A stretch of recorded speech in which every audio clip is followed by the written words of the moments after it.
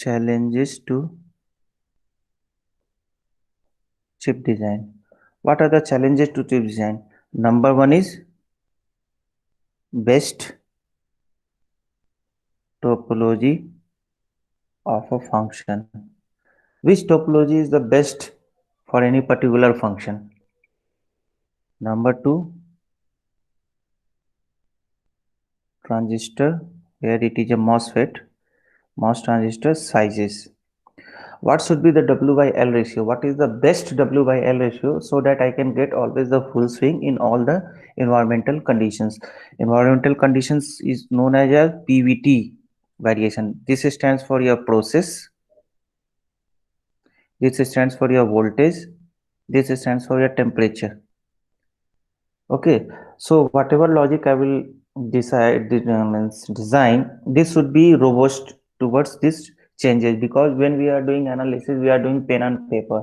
When we are doing analyzing on software, the software is running under ideal conditions. But when it comes to the physical, in the physical form, it has to face manufacturing defects, that is a process. It has to face the voltage fluctuations, and it has also to face the temperature variations, at what temperature you are making your circuit to work. And number three, the challenge is stages in logic. Okay, like in any particular boolean function is there, a big large function is there. So how you implement? You just divide in parts and then you realize.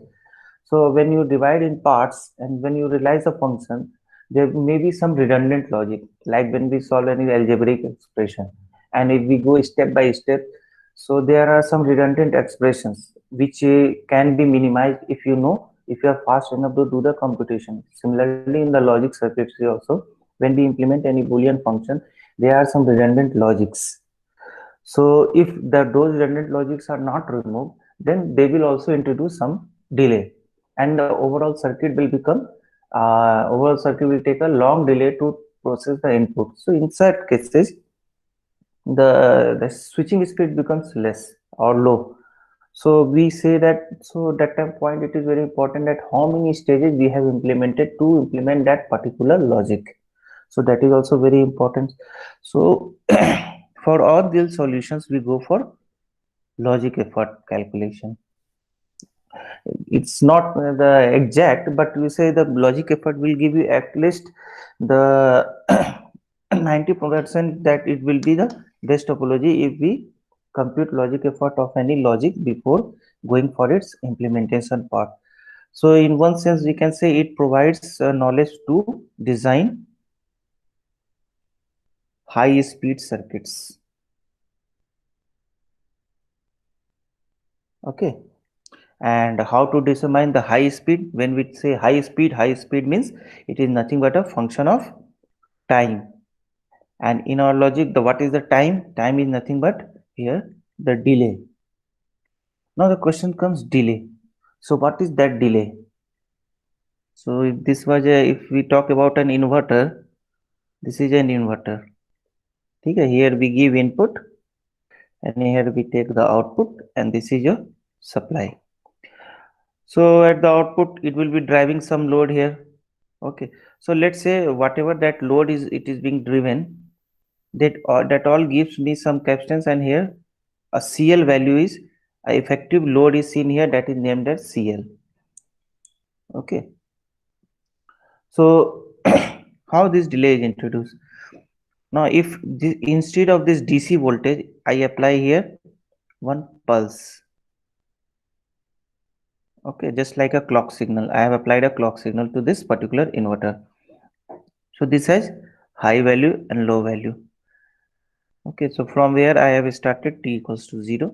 What happened at this stage when it is low? Here your PMOS transistor will be in the on condition, and here NMOS will be on condition. So if we take the PMOS condition on, so what this architecture will result in? Your NMOS will be off, your PMOS is on. Okay, this is your, let's say, V in. So here V in is there, and then here cutoff mode is there, and MOS, and here Cl is there, V out. This is VDD. Okay.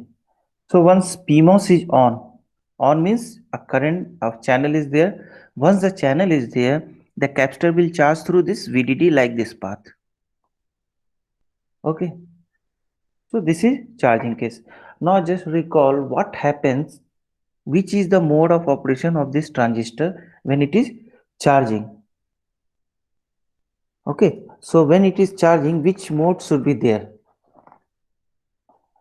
So if you recall your noise margin case, so what was the case?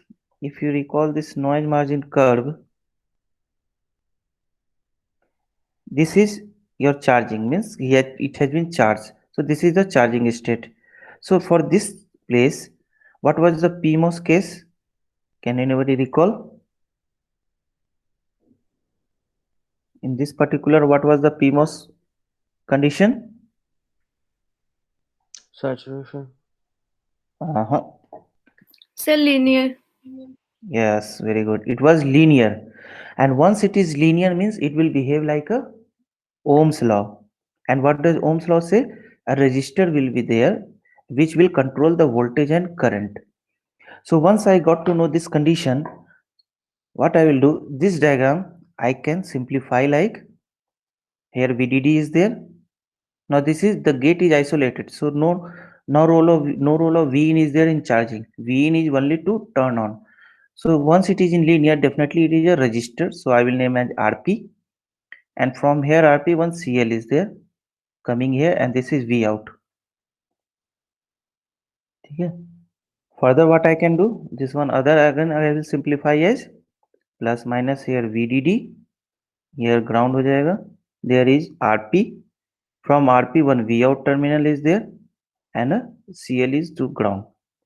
So what does it look like? Now if you recall your first year B lab experiment, that is resemble something.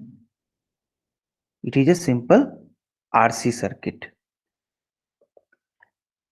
Okay. So what should be the expression of V out? 1 minus exponential t by tau into here voltage. What will be initial voltage? VDD. When capacitor is open, VDD is there. So this should be the expression when it is charging. So what we have seen, when we are working with the logic, digital logic, then that time the speed of the digital logic is a function of delay, and that for delay is nothing but can be approximated by like a RC circuit delay. Okay, so this is called a linear model of the logic. So we have seen this is like RC, so this will behave like this. Okay, but however we know, okay, at the same time, now we know it is a RC. This means tau is a function which will decide the delay of the logic, that is RP into CL. Now in order to make the circuit fast switching means what? My tau should be less. Fine. So my tau should be less. Now tau less means how we can control tau? Either we can decrease the RP value or we can decrease the CL value. Okay. Now CL is nothing but it is directly related to the user, like how many loads is attached, or suppose externally capacitor you are driving some external means through some external capacitive load, you are driving your circuit is driving that load. Then by modulating the value of CL, you can control the switching speed. But what is RP here now? How the RP should be given? Now this RP is nothing but due to the linear operation of MOS. Can anybody recall that linear equation of MOS? What does the RP was given by?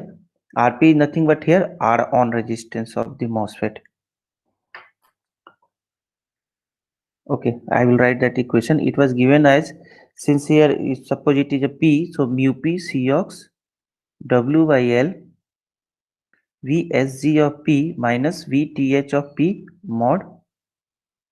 Okay, so this will be the equation of that one. If you recall your lecture, initial lecture, the starting lectures, we have seen here when the MOSFET is in the on condition, then what should be the equation? Means linear equation. In the linear equation, from the linear equation of the ID equation, we'll get this value of R on. This R on is nothing but it is equals to VDS by ID. So for PMOS it is VSD by ID of P. Okay. So how we will control this RP? This RP now this VGS is nothing but what? Now it's a common sense. Can anybody tell what's this mu P is constant value? Cox is a constant by manufacturer. VTH is constant. And what is VSG here? Will it be flexible? VSG is given by VDD minus V in. Okay, VDD is constant. And what is V in? V in will be constant or it will be changing?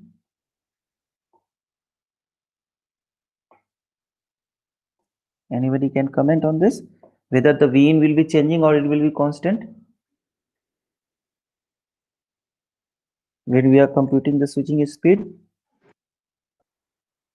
Just simple logic. Anybody can just think and tell. Let's see your IQ.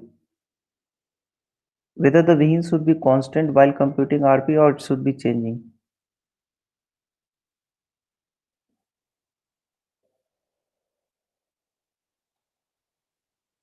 Yes or no? Just tell me. Changing or not changing?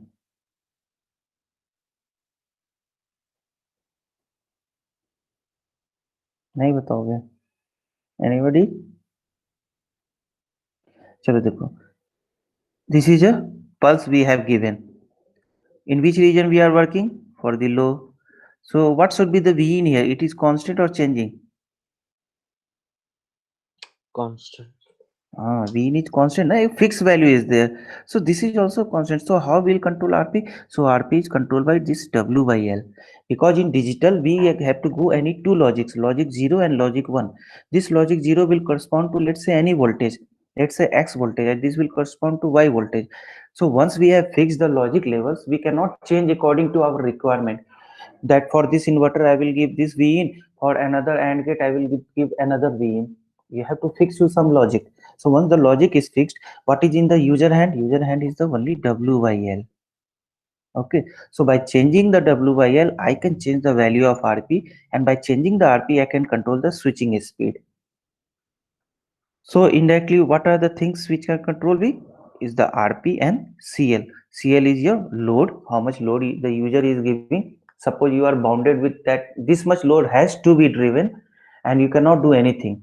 Then what you will do? You will say, okay, don't worry, I have another parameter which I can control, and that is my RP value. And this RP value will be controlled through W by L, which is in the designer's hand.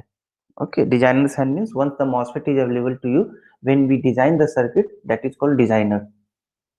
So in the designer hand, so this means if I want to reduce R, what should be my W by L? My W by L should be increased. Okay, once I am increasing the dimension, this means I am consuming chip area, I am consuming the silicon area.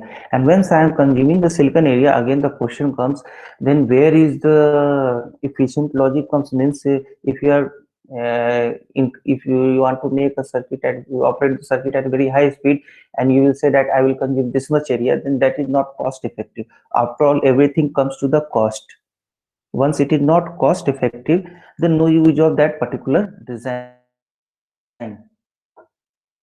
So that's why we have to choose any optimum value of W by L such that the cost is not sacrificed, and also the requirement is also not sacrificed.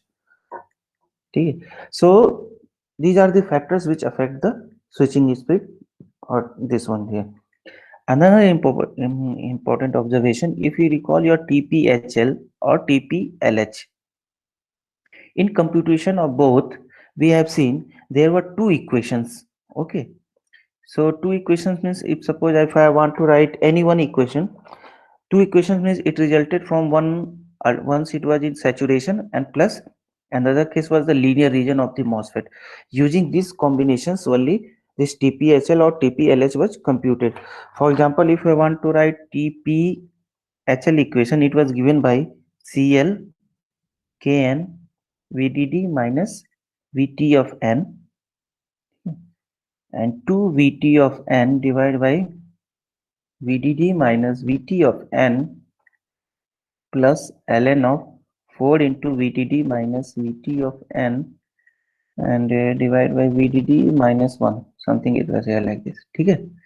So in this, what is thing is, it was a, this factor is a function when the MOSFET was in saturation, and this resulted when it was in linear. So from this, what we can observe, that this is a linear dependency on CL. This TPHL is linearly dependent on CL, but when this CL comes to the second part, it shows a logarithmic function. This means here non-linear relation is there of the time with CL, with respect to CL.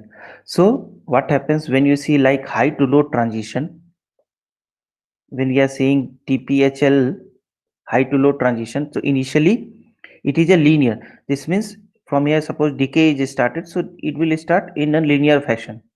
Okay, and then it will go to non-linear. So non-linear means it will take the form of a curve.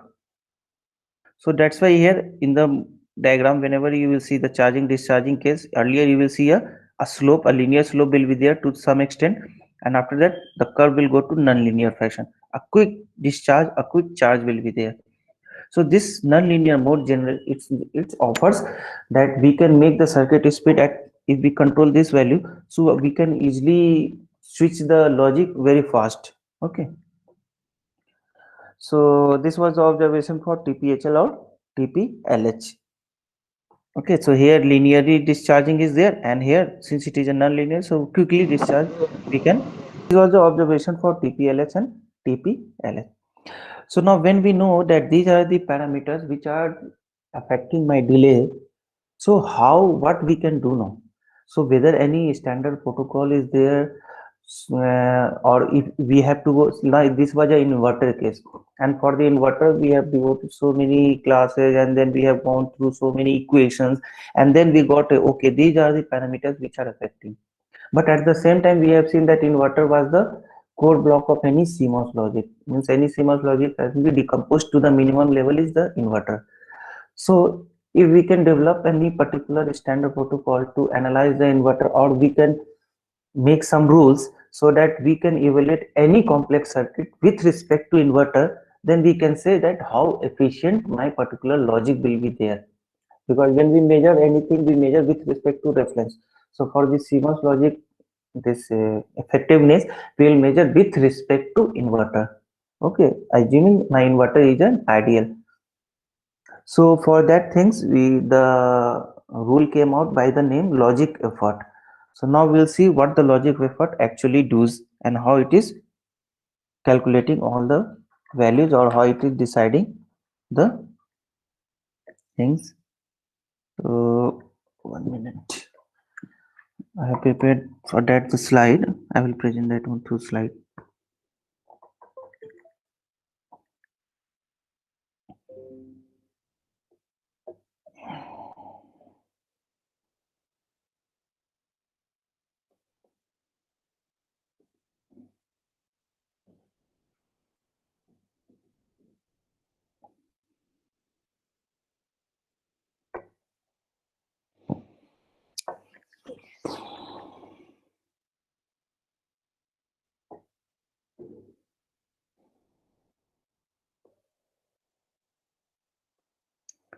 So logic effort. So the heading is logic effort. Now is it designing a circuit to achieve the greatest speed or to meet a delay constraint. This is the challenge which is faced, that what should be the maximum speed what I can give to the market.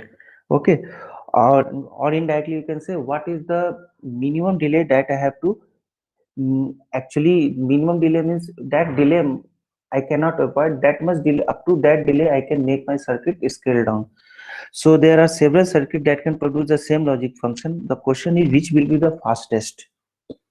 So for that, this logic effort has been produced. The method of logic effort is an easy way to estimate the delay in a CMOS circuit. So basically, logic effort computes the total effective delay in a logic circuit, and it also specifies how many number of logic stages on a path should be there, and what are the best transistor sizes for the logic gate. So these are the two main functions that it do. Number one, what should be the size of transistor, and number two, that how many stages is possible for that.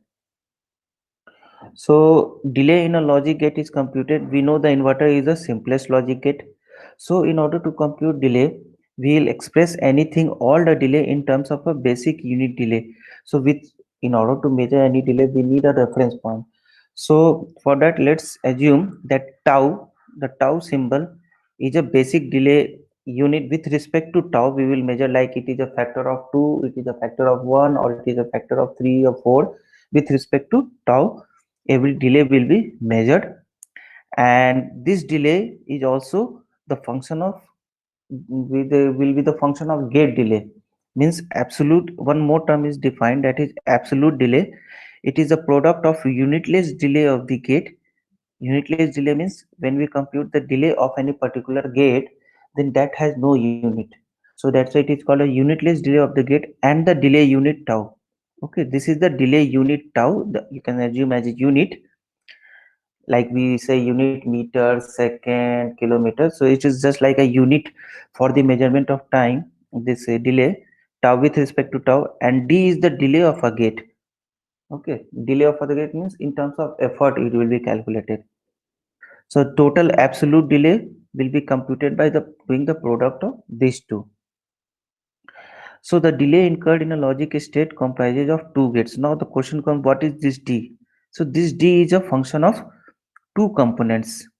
Okay, one is fixed component, that is called a parasitic delay p. Okay, so this d is defined by one fixed component, which is your p, and this name of p is your parasitic delay. Parasitic is what? The associated capacitances with the MOSFET terminals. Okay, and it is proportional to the load of the gate output. And now if you recall this MOSFET, this was a MOSFET, let's say inverter only, this was the inverter, and we have written here V out. So parasitic was this capacitance, this capacitance, these all were parasitics. So it is a proportional to the load on the gate output. And what is load? This is the load here, CL. So this CL and this parasitics all are related to each other. So that's why the parasitic delay is a proportional to the load of the gate output. How much load you are giving to the gate output. This is a CMOS inverter gate, and it is okay proportional, that is, and a part, sorry. Okay, this CL, actually this CL will come in parallel to all the parasitics. So parasitics, so what happens if this CL is high, then equivalent we will get here CL. So this parasitic will be not affected to CL. Rather, to come to study the effect of CL, and this one statement, this delay named is there, that is called your effort delay or stage effort, F, which will be the function of this CL, because this CL ranges in picofarads and this ranges in nanofarads. So on comparing, this parasitics will not be considered by this CL. Okay, so that's why a division is done in computing the delay. This parasitic will be computed separately, and this will be the effect of CL will be computed separately. So to measure this, P is measured, P means parasitic delay, and to study the effect of this CL, F is measured, and the definition of F is your effort delay or stage effort. So I can say the total delay in a gate is given by the sum of these two, as we have seen in the equation, sum of these two. So number one is parasitic, that is P, and number two is the effect of CL, and which will be computed by F. This means total delay in a gate is a sum of P and F. P is your parasitic and F is your effort. Okay. So we have to compute these two. Once these two is computed, we have evaluated the capacitive behavior of the logic. Once the capacitive behavior is identified, the MOSFET R I can compute because we know W by L and other constants. So we can compute the effective delay of the gate.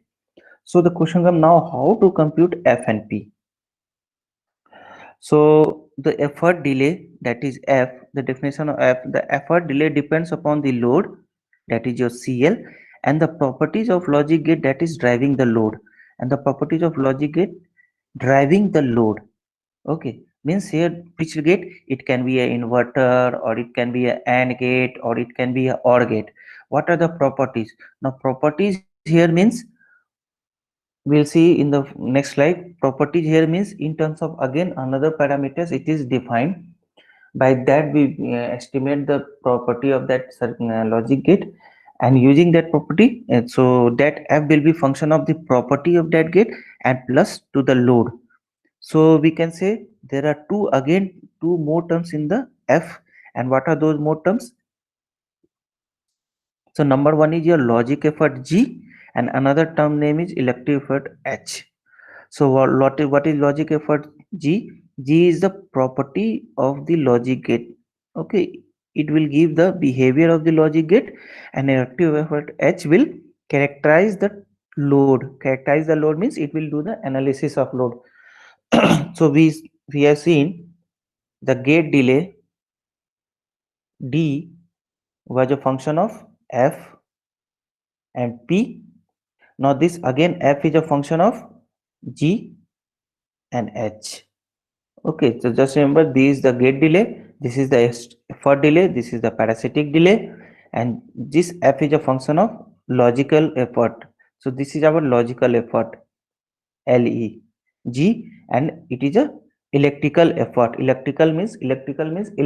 Electric means we have to do analysis of charging, discharging means say this in terms of I and V. So electrical effort is H. So now further we will analyze how to compute G and H. So the logical effort G captures the effect of logic gate topology on its ability to produce the output current. So whenever we are doing charging, discharging, we need a certain amount of that current. So that current is decided by the logical effort G, and that's why it is said that it will determine the nature of the logic gate. Whether that logic gate is valid to use at this stage because it is providing that much of current which is required for charging the capacitor. Once it is giving that amount of current, this means the logical effort is good for that particular circuit. And remember that this G is independent in the size of the transistor. Okay, it is not the function of W by L, it is independent of W by L. So when we compute G, it will become independent of W by L. And electrical effort H, it describes how the electrical environment on the logic gate affects the performance, and the size of the transistor will affect the load driving capability. Okay, so size will play a role in computation of H. And how the H is given by? H is given by C out by C in. So C out is nothing but the output capacitance at the output terminal. C out is the that the load the logic gate. Okay, the output capacitance what you are seeing at the output node. And what is seen? Seen is the capacitance presented by the logic gate at one of its input terminal. Remember this one, at one of its input terminal.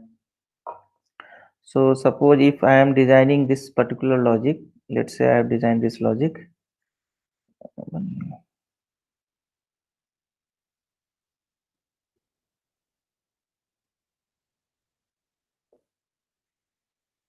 ठीक है, यहाँ पे I have given A, here I have given B, and this is NMOS, sorry, this is A, this is B. What is this logic?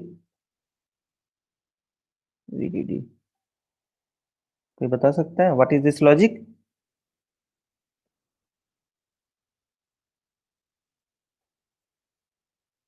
This is A plus B bar. ठीक है.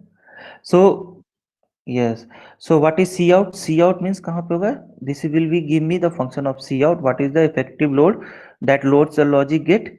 Logic gate ये कौन सा logic gate हो गया? A plus B NOR gate. So what is the load at NOR gate? And Cin is the capacitance presented by the logic at one of its input terminal. मतलब अगर हम A ले लें और यहाँ भी A है तो इन दोनों को combine करके यहाँ whatever the capacitance will be seen here at this node at one of its input terminal. एक input क्या है? A. So here whatever the capacitance Cx will come, that Cx is nothing but your Cin, not of B, because there can be multiple input and output is one. So we are saying that electrical effort of a gate, ठीक है, not the logic circuit, of a gate. जब gate की बात करते हैं तो it has one input and multiple input, one output and multiple input. So one output will give me the cout estimation, and since there is multiple input, so you can take any one input and then taking the ratio will give me the value of h. So that is the meaning of at one of its input terminal. And indirectly it is nothing but it will give me the information of fan out. Okay, so there are two terms, one is fan in and one is fan out. So fan out means how much that particular gate can drive the other gates. Okay, like this is an inverter and this will drive like AND gate, inverter, or any other gate. So this is fan out, that how much gate it can drive. And what is happening, whatever current will flow here according to KCL, the current division will take place. So what happened at what instant, like say the bottom logic, here very less current is flowing, due to which it is not in working condition. So there is restriction that only two of the logic can be driven by this inverter. So that gives the estimation of fan out, that how much logic can my circuit, particular circuit can drive. Like when we design any particular application, so we give multiple that particular output to multiple places, but randomly we cannot give to particular, because the current division will take place. Though the voltage will remain the same at every place, but the current division will take place. So that's also give me that we should know how much the fan out is acceptable. So now we have seen D equals to F plus P, and we have seen F is nothing but G into H, where G is electrical effort, H is electrical effort. So combining, we can say D is equals to F plus P plus GH. So remember, we always remember D is equals to P plus GH. Like this way you remember, you will always recall the equation. So the parasitic delay expresses the intrinsic delay. Now since it is a parasitic, it is the terminal capacitance function. So it is called as an intrinsic delay, and due to its own internal capacitance, and it is largely independent of the size. Size independent, why it is? Because it is given when the manufacturer gives me the MOSFET, they give me independent of size, just they give me that this is the MOSFET oxide thickness and all those things are there. Just you put W by L, and the rough estimation of parasitics you can compute through that data sheet, where logical effort is defined so that in what okay. So this is the thing. Now when we do the analysis, that time the logical effort is defined such that the inverter has a logical effort of 1. So when we do analysis, we are doing with respect to an inverter. So it's preferred that the logical effort of inverter should be made 1, because once the inverter logical effort of inverter is 1, then we can compute the other as a factor of 1. So at a factor of 1 means no addition, no multiplication or division will take place. Simply just whatever calculation will be, that will be the value. Just for the ease of calculation, it is said it is better to have an inverter with a logical effort of 1, and whatever calculation we will do with respect to effort 1. So this unitless form means that all delays are measured related to the delay of a simple inverter. Okay, that's why it is encouraged to have a logical effort for inverter as a 1. And the logical effort of a logic gate tells you how worse it is producing the output current than an inverter, given that each inputs they contain only the same input capacitance as the inverter. Okay, so now we have model an inverter which has a logical effort of 1. Now when we go for another X circuit, and when we calculate the logical effort of that, so when we have calculated and when we measure with respect to that inverter which has logical effort of 1, so what information is given? The information given is how worse, because inverter has logical effort 1, which is the best logic. Now whatever you will get greater than 1. So whatever greater than 1 means whatever the difference of that factor is coming, that is defining that how worse it is producing the output current compared to that an inverter. ठीक है. So inverter के respect में, with respect to inverter, how worse the current means how degraded the current will go from that X circuit. And here degraded current means reduced output current, which will slow the operation, and the logical effort for the logic gate tells you how slowly it will drive the load of inverter would be. Suppose if current magnitude is decreased, so what will happen? The charging of capacitor will take longer time. So that's why the best charging and discharging will be seen through the inverter whose logical effort is 1. But when we go for the complex circuit, the logical effort increases or decreases in the factor of below 1 or greater than 1. So that decides that how efficient that circuit will be in respect of charging the load. So okay, so this is all from today's class, and in the next class we'll calculate the logical effort of different standard gates like AND, OR, uh, and also we'll try to measure the logical effort of some X gate, complex gate or compound gate.